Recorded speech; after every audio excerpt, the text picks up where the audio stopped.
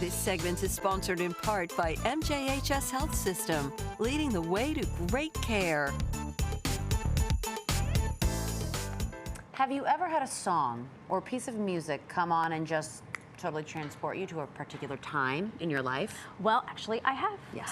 If I hear disco music, I am right back in my parents' living room watching my brother and sister dance for the New York City Disco Championship. It's true. And it's not just me. Okay, Melissa. I asked New Yorkers how their memories were tied to music, and as you might expect, they were happy to tell me all about it. Oh, God, I can't wait.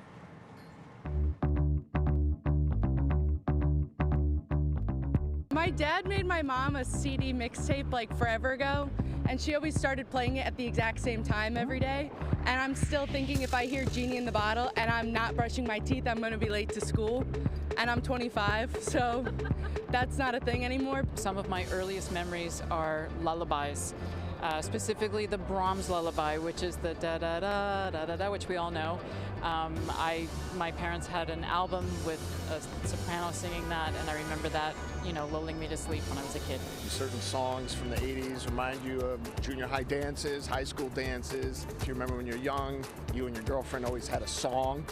So if you hear that come on, you're like, oh, it reminds me of so-and-so from 7th grade or 8th grade. But yeah, all the time.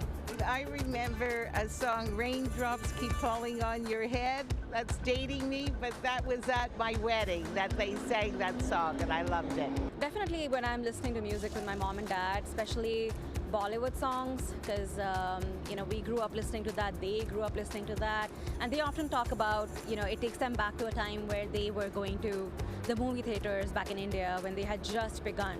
So for them, it's definitely a very special memory because they would do that on Friday nights. It was their movie nights, even as children. Music is part and parcel of who we are in our soul. So when we listen to those tunes and they come in deeply into us, they evoke those incredible memories of times, of places, of smells, of visuals. You know, it's literally a time machine when you think about that effect of music. I love that so much, and I agree with everything that those people are saying. There's a lot of good science behind why we associate music and memory, and our guests from MJHS Health System are putting that science to work every day to help patients with dementia. That's right. Please welcome Dr. Lara Dhingra and Dr. Kendra Ray to the show. It's great to see you. Thank you so much. Dr. Dhingra, you just saw all these random New Yorkers talk about music evoking memories. Why do so many people associate a memory with a piece of music? We just heard people talk about events from their past.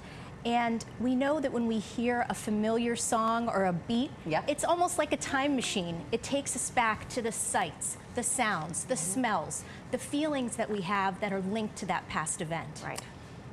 It's so fascinating to me. How does music actually affect the brain?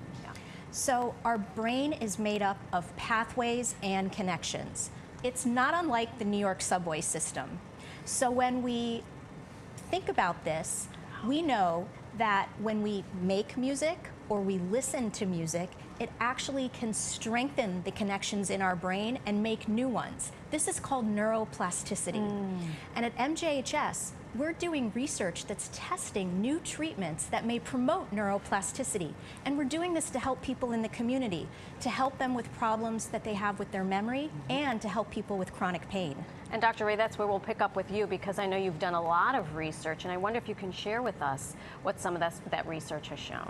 Right. At MJHS, we found that after only 2 weeks of music therapy, that our residents with dementia are less depressed, they're less agitated, and the caregivers who use music have less burden and less caregiver distress. In 2 weeks? In 2 weeks' after time? 2 weeks. Wow. Okay.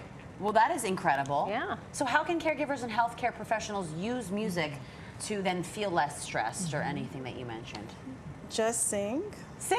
Or make a playlist, make a relaxing playlist. Then they can use that music to hum along while they're helping the person get dressed. Okay. If the person is having a hard time getting to sleep, they'll have some songs to help them ease their caregiving distress. We know that music is medicine.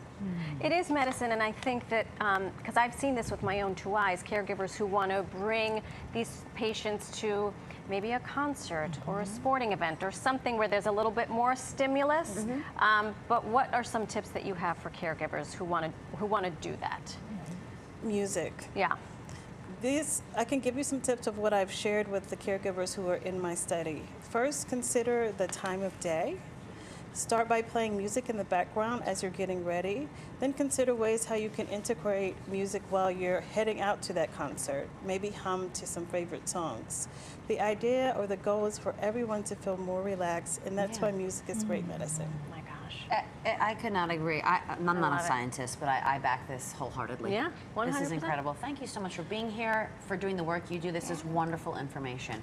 Thank you so much. Thanks for It's a having pleasure. us. Oh my gosh. I love it. And listen, to learn more about music and memory care and the great work being done by MJHS Health System, go to PIX11.com and click on the PIX Partners tab.